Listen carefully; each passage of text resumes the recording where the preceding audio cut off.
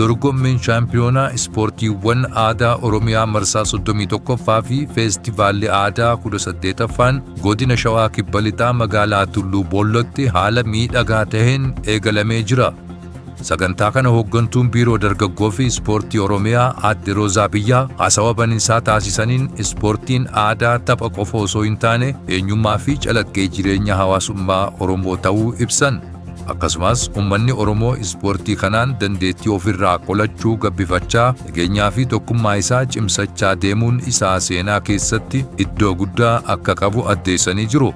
Gama isaaniitiin Pirezidaantiin Federeeshinii Ispoortiiwwan Aadaa Federaalaa Itoophiyaa Aadde Hiwoot Mahammad qooda mootummaan naannoo Oromiyaa ispoortii aadaa guddisuuf gandaa hamma naannootti taphatu kan dinqisiifatan yoo ta'u, ispoortiiwwan aadaa Itoophiyaan qabdu sadarkaa addunyaatti beeksisuuf hojiin naannolee hundatti hojjetamaa jiru jajjabeessaa ta'uu eeruun fakkeenyummaa Oromiyaan gama kanaan agarsiisaa jirtu galateeffatanii jiru. Kunis dhaloonni haaraan aadaa isaa dhaalee akka itti fufsiisuuf bu'uura cimaa uuma jedhamee jira. Dorgommiin kun mata duree misooma ispoortiiwwan aadaa fi haaromsa aadaa ol ka'iinsa biyyaaf jedhuun kan qophaa'e yoo ta'u, godinaalee fi magaalota naannichaa hedduu irraa ispoortessitoota hedduu hirmaachisee jira.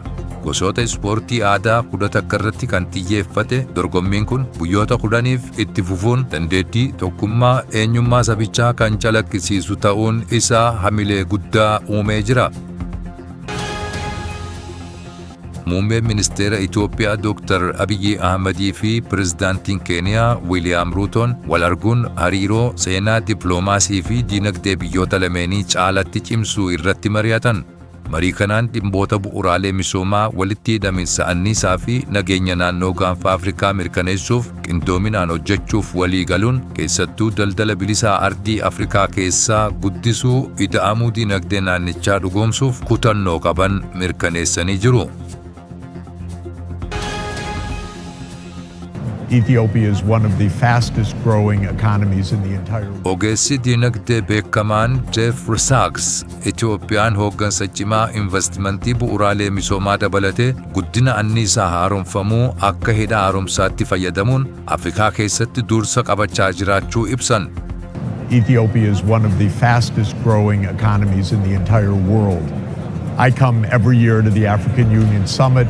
You can see with your own eyes the economic changes that are taking place in Addis Ababa, and that's throughout the country. Akka ibsa isaanitti biyyattiin karoora yeroo dheeraa waggoota 20 gara fuulduraa irratti xiyyeeffateen elektiriikii, walitti hidhaminsa dijitaalaa fi geejjibaa ammayyeessuun fakkeenya misoomaa itti fufinsa qabu ta'aa kan jirtu yoo ta'u, kunis oomishtummaa qonnaa guddisuu fi investimentii alaa hawwachuuf dandeettii adda duree biyyattiin qabdu mirkaneessanii jiru.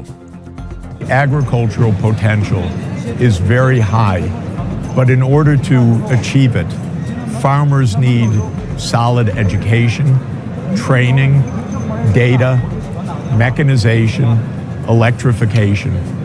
And so if you can put that combination together, the yields can rise significantly and Ethiopia can achieve not only self-sufficiency but become a major exporting country. Biyyi Turkiyaan ergama qorannoo anniisaa idil-addunyaa isa jalqabaatiin doonii galaanaa gadi fagoo qotu gara Somaaliyaatti kan bobbaafte yoo ta'u, dooniin hojjettoota 180 fe'ate kun imala guyyoota 45 hordofuun baatii eblaa keessa qonna boolla bishaanii hojii kan eegalu ta'uun ibsame.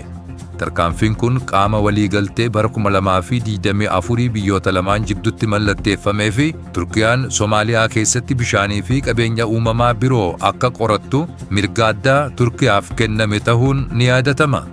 Dooniiwwan humna galaanaa Turkiitiin eeggamuun isaa dhiibbaa siyaasaa, dinagdee fi waraana isii baha Afrikaa keessatti qabdu caalatti cimsa jedhamee jira.